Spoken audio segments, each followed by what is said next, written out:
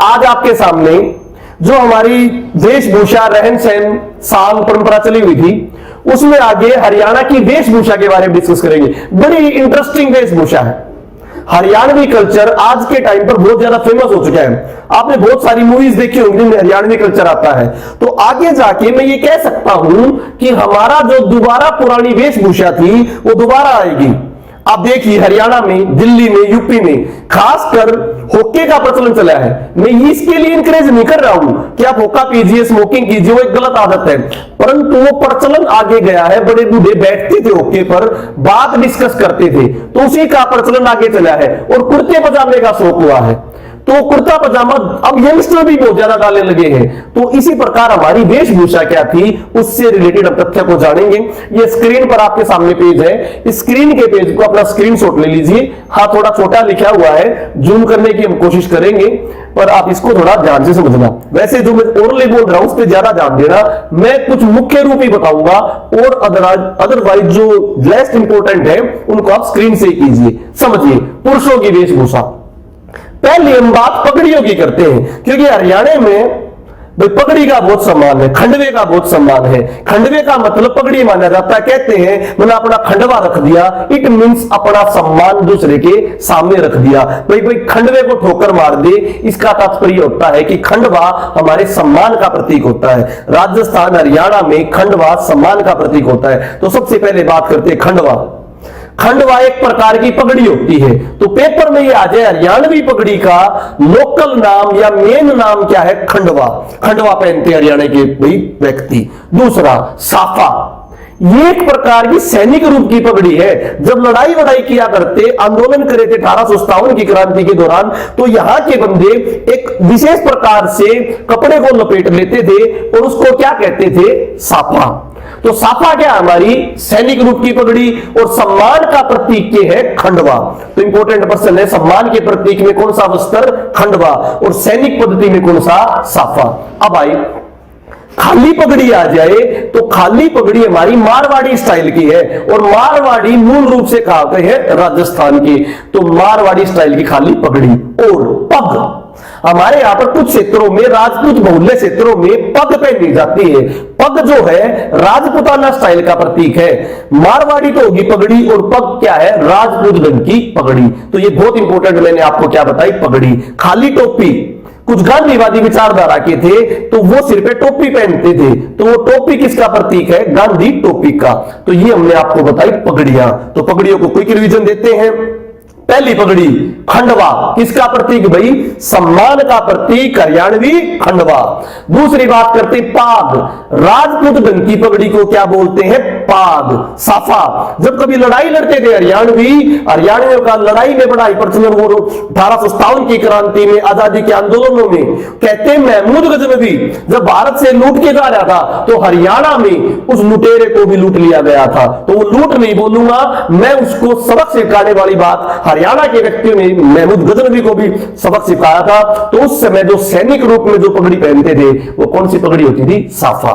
अब हम कुछ अन्य बातें करते हैं, अन्य वेशभूषाएं। जैसे मैं बात करता हूं कुर्ता और कमीज। भाई जैसे हमारे पास शर्ट होती है वो आराम से है, बगैर कॉलर का लंबा जो कुर्ता होता है उसको हरियाणवी भाषा में क्या कहते हैं? कमीज। क्लियर भाई? कमीज। खेस, खेस क्या होता है? मोटे सूत की मोटी चादर, सर्दियों में ओढ़ने वाले कपड़े को हमारे यहां पर क्या कहा जाता है? खेस। कहते हरियाणी में कहा होता भी भाई कि जाटा रोकना है तो बुक्कड़ मार लो। बुक्कड़ का मतलब ऐसे कपड़े को पूरे को लपेट लो। तो बुक्कड़ किसकी लगती है? खेस की। तो प्रश्न आ सकता है सर्दियों के समय ओढ़ने वाला कौन सा वस्त्र है? खेस। ये प्रश्न ऐसे हैं जो लोकल ग्रामीण आंचल के स्टूडेंट है वो इजीली कर पाएंगे, पर जो शहरी आंचल के स्टूडेंट है वो नहीं कर पाते। तो शहरी बच्चों के लिए बहुत ज्यादा इंपॉर्टेंट है खेस। खेस किसका भाई? विंटर सीजन का, सर्दियों में ओढ़ने वाला कपड़ा क्या होगा? खेस। गुल्ली बंद, जो आज के टाइम पे मफलर चले हुए हैं उसको हरियाणवी भाषा में क्या कहते हैं? गुल्ली बंद। तो गुल्ली बंद क्या हुआ? मफलर। किस समय का? सर्दियों के समय गुल्ली बंद। तो सर्दियों के दो हो चुके हैं, एक तो खेस बुक्कड़ मारने के लिए, सर्दी को रोकने के लिए, दूसरा क्या? गुल्ली बंद। अगली हम बात करते दुशाला। जिस प्रकार पुरुष जो है वो क्या पहनता है भाई? खेश। जनरली लड़कियों के लिए क्या वर्ड यूज होता है? दुसाला। कौन सा? वो रागनी भी गाना भी कि श्याल दुसाले उड़न वाली, मारा कंबल तक भी पास नहीं, तू राजा की राज दुलारी और मैं जोगी और नाथ नहीं। तो ये वाला जो है विचार जो हमने सुनी थी भाई मूवीज में भी, तो दुसाला वर्ड किसके लिए आता है? लड़कियों के उड़ने वाले खेस को जो मिली क्या बोलते थे? दुसाला। कंबल भी इसी से संबंधित भाई। अगली बात करें धोती। हमारे यहां पर जो पैंट के बजाय जो हमारी पगड़ी स्टाइल है, जो हमारा रहने की पद्धति है, उसमें क्या पहनी जाती? धोती। तो धोती, खंडवा और कमीज। कमीज क्या भाई? अपर पोर्शन में, धोती नीचे वाले पोर्शन में, और खंडवा सम्मान का प्रतीक। अगली मैं बात करता हूं रुई की कमरी। आपने अपने दादा वगैरह को इनको देखा होगा, वो एक पुराने टाइप की खद्दर टाइप की कमीज पहनते थे। वो अपने जो कमीज है उसके नीचे बनियान पहनते थे। वो एक विशेष प्रकार की बनियान होया करती थी। हम भी जब अपने दादाजी के पास आया थे उस बनियान में टोए जाया करते। क्योंकि क्यों उसको बुनते थे? उस बनियान के अंदर इस साइड में यहां पर होती है एक जेब, और उस जेब में जो हमारे दादाजी हैं वृद्ध व्यक्ति, वो सारा खजाना रखा करते अपना। तो वो इंपॉर्टेंट पॉइंट हो गया। उसको क्या बोलते थे? उस पर्टिकुलर बनियान को उसको बोलते थे कमरी। क्या बोलते थे? कमरी। रुई की कमरी सर्दियों के लिए अलग होती थी, और खद्दर की कमरी गर्मियों के लिए अलग होती थी। तो रुई की कमरी बहुत इंपॉर्टेंट है कमर पे लिए। बंदर टोपी। हमारे यहाँ पे सर्दियों में बचने के लिए पूरी एक कैप पहनी जाती है, जिसको आज इंग्लिश में बोलते हैं मंकी कैप, और हम पहले क्या बोलते थे? उसने बंदर टोपी। अंगरखा। जब कभी किसी विशेष जगह पे जाना होता था तो जो कमरबंद, जो कमरी थी, जैकेट जिसको मैं बोलूं, वो जैकेट विशेष प्रकार की जैकेट जो कभी बाहर जाने के लिए पहनते थे हमारे यहां पर, उसको क्या बोलते थे? अंगरखा। तो इस प्रकार हमारी वेशभूषाएं पड़ी हमने पुरुषों की। एक बार देख लेते हैं विमेन क्या होगा? खंडवा। किसका प्रतीक? सम्मान का। इसी प्रकार हमने आगे पढ़ी भाई अपनी वेशभूषाएं, जो भाई बंदर टोपी, अंगरखा दरबार में जाने के लिए अंगरखा, खेस सर्दियों के लिए, पाग राजपूती ढंग की स्टाइल, कमरी जो हम बोलते थे विशेष प्रकार की बनियान। अब हम देखते हैं महिलाओं की वेशभूषा। महिलाओं की काफी बड़ी वेशभूषा रही है, परंतु उसमें कुछ विशेष प्रकार के दो चीजें हैं। एक तो ओढ़निया, जिसको ओढ़नी बोले भाई चुन्नी बोले, अलग अलग तरीके से बोलते हैं। तो एक तो ओढ़नी और दूसरे घाघरे। कहीं घूमो पर मिलेगा नहीं कहा था घाघरा, हरियाणा का घाघरा। तो पहले हम ओढ़नी को पढ़ते हैं, विशेष प्रकार की ओढ़नी। सबसे पहले भाई ओढ़नी विशेष प्रकार की पीलिया। पीलिया ओढ़नी भाई बहुत इंपॉर्टेंट है। पीलिया कहते हैं, पीलिया क्या होता है? जब लड़की को पुत्र होता है, पुत्र प्राप्ति या पुत्री प्राप्ति के दौरान, विशेष रूप से पुत्र प्राप्ति के, हमारे यहां पर वधू पक्ष वाले वर पक्ष को भेंट देते हैं। तो जो भेंट देते हैं उसको कोमल उसमें कहा जाता है पीलिया, और जो हमारा अहिरवाल क्षेत्र है उसमें कहा जाता है छूछक। तो छूछक आ जाए या पीलिया आ जाए, उनसे संबंधित प्रश्न कब आएंगे? जब पुत्र या पुत्र की प्राप्ति होती है। तो वधू पक्ष वाले वर पक्ष को जो भेंट देते हैं उसे क्या कहते हैं? पीलिया या छूछक। तो उस समय सोन के तौर पर, मैं सोन की बस बोलूं भाई कि सुगन के तौर पर क्या देते हैं?